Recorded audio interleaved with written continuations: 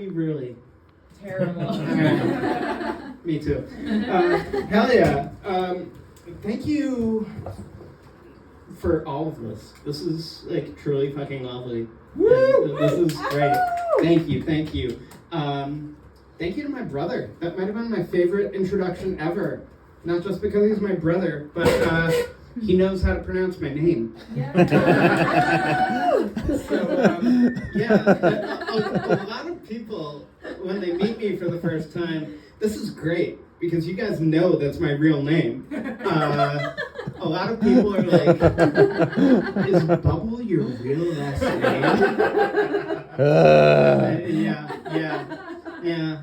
One of these days, I'm gonna be like, no, actually, my legal last name, it's Jonathan Bubblicious. But Fergie kind of ruined that one for me. It was tough. But I'm not a huge fan of my name, because it limits what I'm able to do with my life. I can't really be a doctor with that last name. Dr. Bubble. It's a Mega Man villain. Hell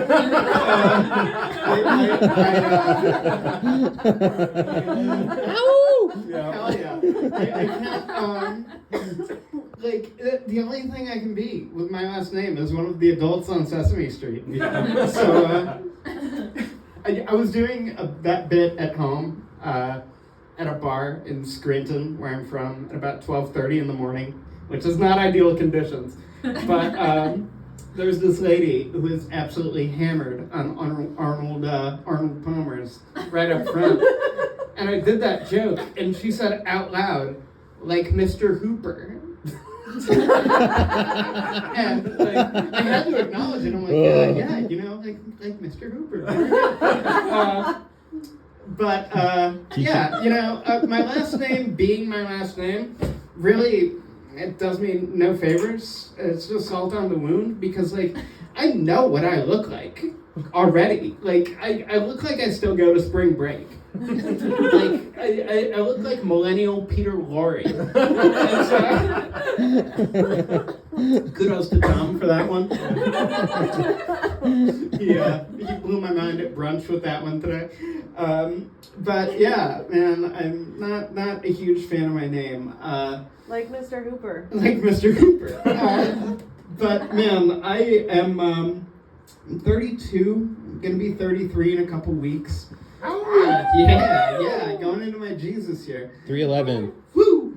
But anyway, yeah, a lot of my friends are at the age where they say, I wish my parents would stop asking me when I'm gonna settle down and have kids.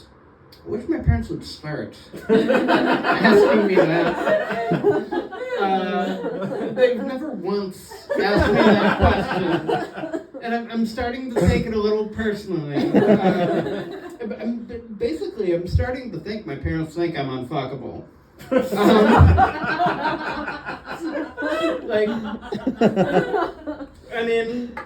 If the shoe fits.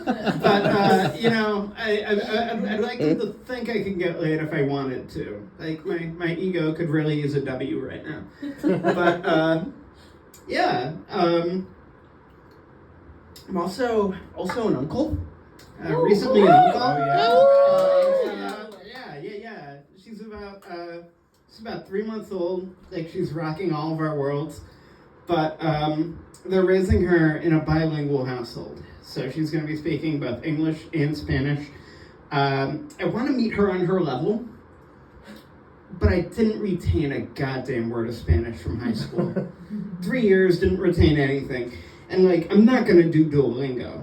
I disappoint enough people in real life. I'm not gonna throw a cartoon bird into the mix. So, what can I do to meet her on her level? I'm just gonna listen to a lot of the band Sublime and hope a word or two sinks in. Maybe I should practice the language. But if there are two things I don't practice, it is Spanish and Santeria. Mi amo punk rock. Me llamo Bradley. Hey, hell yeah. No one ever gets that joke. Thank you. Hell yeah. Like, two Sublime jokes, you might be like, John, that's a little much. But I don't care. It's what I got. Yeah. Woo! Very good. Hell yeah. Hell yeah. Oh, Lord. I don't really have a lot of structure here, so let's just roll. Let's just fucking cook. I think the best invention of my lifetime is self-checkout lanes. Yep. Woo! Because sometimes I want to buy a Diet Coke without playing 20 questions with like a just 16-year-old checkout girl named Tiffany. What's your name? What's your email address? What's your phone number? Do you want a receipt? Are you a member of our rewards club? Would you like to be? Do you want to round up and donate to the Children's Hospital? What's your social security number? Can you explain Bitcoin to me? Dude, no, I hate it. Hate it. Leave me alone. But I'm also, I like self-checkout lanes because the more or the less people I have to deal with, the happier I am. I was a theater major in school when I initially went. Thank you. Yeah. A lot of people are like, "Oh, you were a theater major. You must love talking to people and dealing with people." No. It's my own personal hell dealing with people. God bless you. But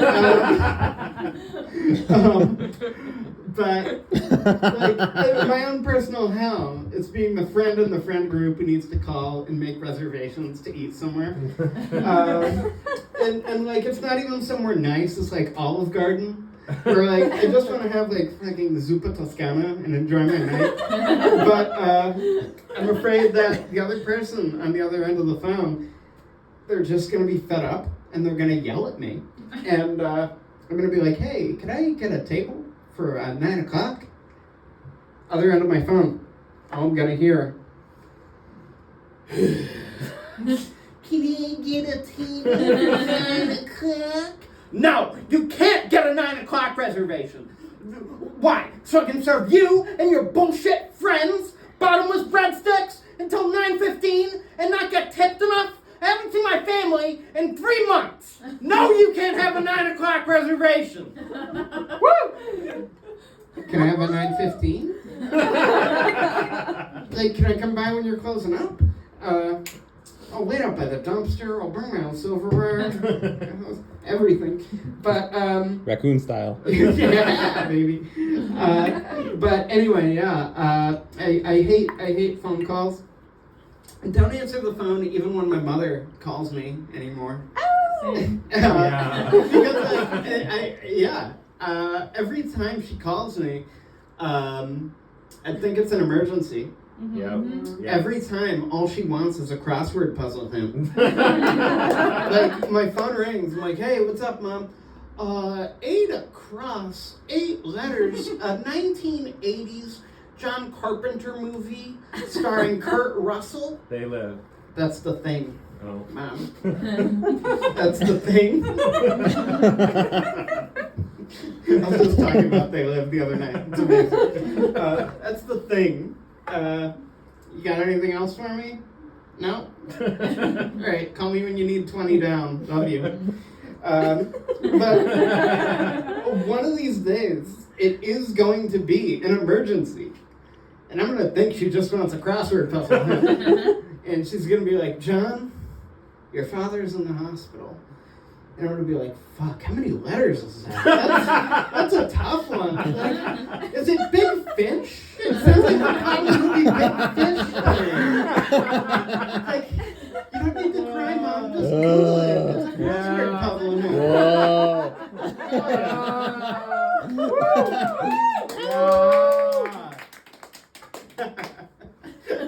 Hell yeah. My father, also an interesting character.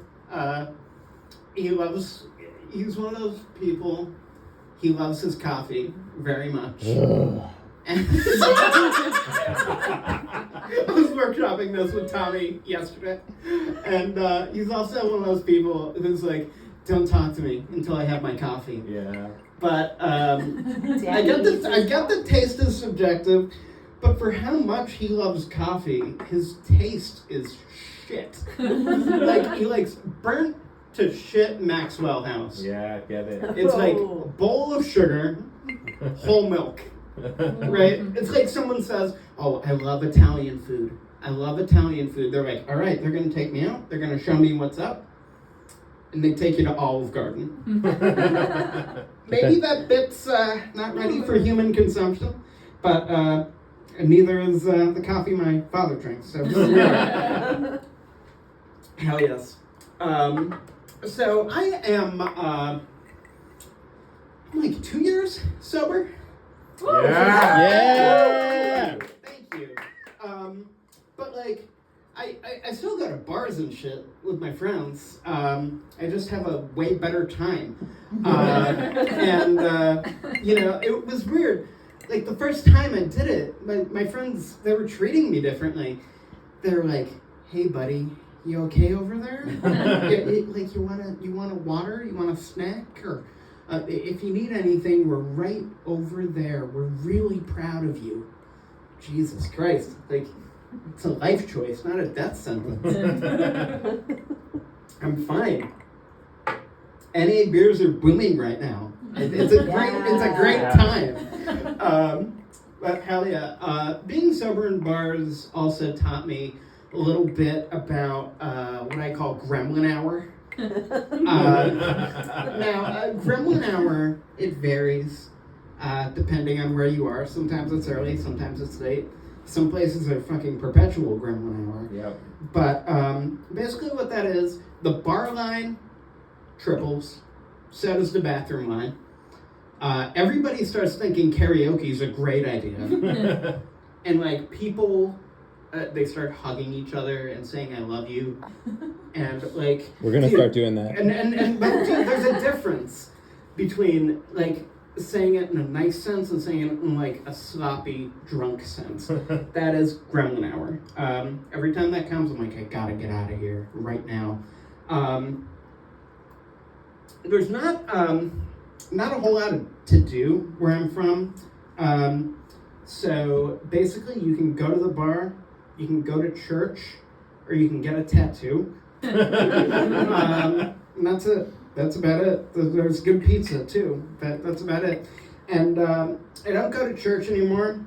And I don't drink anymore. And I don't have a tattoo yet, but I want one. But yeah, I am sort of a Reformed Catholic. Mm-hmm. It's weird. I went to mass. During COVID, there were a lot of funerals I went to. I went to a lot of funerals, not for fun, like only when people died.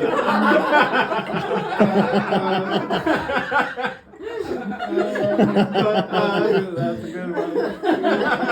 But the priest in the eulogies, he always made the same reference to the movie The Bucket List. No.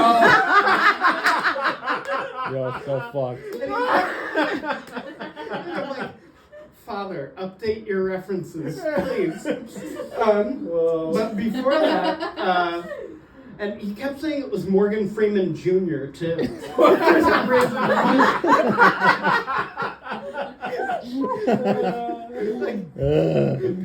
People were sitting in the pews crying. I'm like, this dumbass. It's like Morgan Freeman Jr. Who does he think he is? But it's funny because I first mass I went to in a while. They changed everything around on me. They changed all the responses around. I felt like I was going to a Neil Diamond concert for the first time in a long time. And they start playing Sweet Caroline. And I'm like, all right, I know this one. I'm going to sing along. Gets to the chorus, Sweet Caroline. And I go, ba, ba, ba. But I'm the only one who does it. And they're like, who's this guy saying ba ba ba still? Like, that came straight from the Vatican. We changed it in 2012. But, yeah, I'm also a big pizza fan. I like pizza hell a lot. Yeah. Absolute hell yeah. Hell yeah. So we'll talk about the big lie for a second. I call it that. You might know it as the Pizza Hut Book It program. So, basically, for the uninitiated, Damn, 90s kids know. for the uninitiated, what that is, like you read a book, Yeah. you read 5 books, you get a little coupon, Personal pan. you slap it on the counter of a Pizza Hut like you own the place, and you get a free pizza.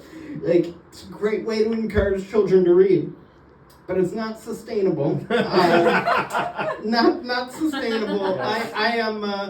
I am one of the most well-read people I know. I'm also one of the hungriest.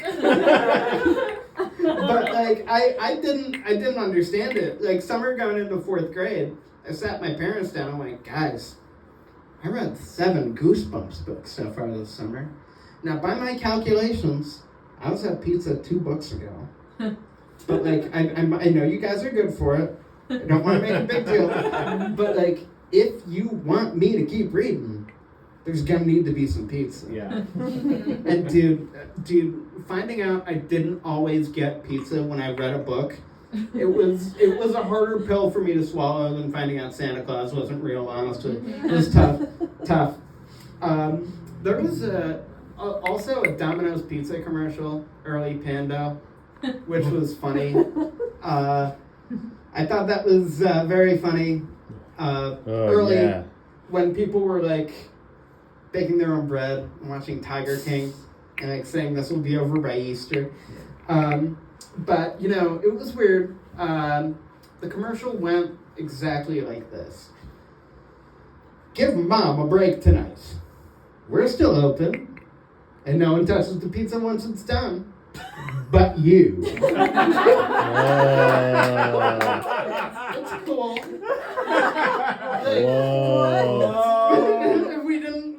No one wanted COVID. Like, it was a weird time. But that had me with more questions than answers. I want to see the Snyder cut of that commercial. Like, who was touching it before? Yes. You know, who was touching it before? That's right. No one touches the pizza once it's done, but you. But after this pandemic is over, every single worker in our kitchen, we're gonna drag our genitals across the pizza for a solid 3 Mississippi. It's Domino's Pizza. You get what you pay for. I got 2 more little bits for you. We'll close with the longest, but I love video games as well. I love them. Yeah, love Mario. Super Mario Brothers Yeah. is a big one. Yeah. End of that game bothers me a little bit because you get to the castle, Mm-hmm. you save the princess, Mm-hmm. and it says, "Thank you, Mario. Your adventure is over." No, like, if I were Mario, I'd be a little pissed off. The adventure is over. Excuse me? If I wanted... Do you know how many bricks I had to hit my head against to save you? If I wanted these many concussions, I'd get out of plumbing and I'd join the NFL. Okay? Do you know how many mushrooms I had to eat to save you? I'm gonna be tripping until I'm 90 goddamn years old. That's way past game over. The adventure is over. But like, in Peach's defense, Yeah. do you realize how bad he must have smelled? Yeah. Like, all that running, all that jumping, all that time in the sewer pipes, probably some Goomba on the bottom of his shoes. Yeah. Statistically. All those turtles. He's like, you shut up smelling like you did, and she's like, "Ooh, your adventure's over." So here's the thing. Smells like Lakitu. I, Shout out. here's the thing. Here's the thing that I wrote. It's pretty much why I avoid clickbait listicles on Instagram. But I found one. Brief setup. I found one. It was, what pasta are you based on your zodiac sign? Whoa! Click it, I click it. wanna know. Click. I had to dive in. Yeah, easy click. I had to dive in. So here we go. Uh-huh. A little bit about me. I love pasta. Yep. I always have. When I was a child, 2 of my cousins told me they just flushed the last box of pasta ever down the toilet. What cousins? And this was Joe and Liz. All right. Fuck them. That's fucking. Yeah, easy fuck Joe and Liz. They just doxed them straight up. Imagine if pasta just stopped existing in 1999. Half Gone. of Italy's economic infrastructure would just collapse. But thank God that's not the case. I want my first tattoo to be a single piece of penne pasta wearing headphones, Whoa. particularly on my inner arm. So only those who know the most intimate parts of me are aware of how much a single piece of penne wearing headphones and maybe a piece of Chuck Taylor's captures my essence. I usually avoid clickbait listicles on Instagram, but I saw a list that grabbed my interest. What pasta you are based on your zodiac sign. I love pasta, as I already established. I am also exclusively attracted to people who have at least a passing interest in zodiac signs. I clicked through, and I found my sign. Virgo. Virgo. Of all things, Shouts out. angel hair. Okay. I was repulsed. Fair, honestly fair. I can't deny the pasta I was given at birth, though. Virgo, angel hair, August 29th. Pairs well with others. This was disturbing because I carefully curated an entire aesthetic for years based off of being alone. Uh-huh. But I had to keep scrolling and see my other options. Libra, rigatoni, queen of balance. I am literally the most uncoordinated, unbalanced person on earth. Next, Scorpio, Yoki. Uh-huh. Whoa! Shouts out, yeah. Dark. Yeah. Yeah, Honestly, Scorpios in here. Yeah. Dark Spooky. and mysterious. Yeah. Absolutely. Fucking horny Absolutely. Potato. Yeah. How inconsiderate of my parents to create me at a time that didn't coincide with me being a Scorpio. Unbelievably rude. And I have to have words. Sagittarius, Farfalle, Wow. the go-to for honest advice. All right? A decent option, honestly. I don't bullshit people. Farfalle is at least a better option than angel hair. Uh-huh. Capricorn, lasagna. Whoa. Patient and layered. Then not a pasta, but okay. Nope. I'm wildly impatient to a fault. Pisces, Fusilli, Okay. the Uh-huh. backbone of the friend group. Honestly, maybe. Yeah. Aquarius, shells, always needs a hug. No dice. I hate touching it. Aries, fettuccine, popular and saucy. Uh-huh. Not popular, and I'm pretty bland. No. Taurus, it's just plain elbow macaroni. Okay. It's the basic bitch of pastas. The only option I hate more than angel hair, I'm neither comforting nor well-rounded, like the elbow. Gemini is cavatappi, Delicious. Whoa. chaotic and cohesive. Now we're fucking on to something. Shouts out to the bartender. Yes! Cancer is ravioli, Ooh. filled with emotions. Crab stuff. Unfortunately, stunningly on brand. Leo, spaghetti, classic and successful. If I was successful, I wouldn't be doing an in-depth analysis of what pasta I am. Am I a cavatappi with the ravioli rising? Fuck, maybe I am angel hair. I have been John Bubbles. This has been amazing.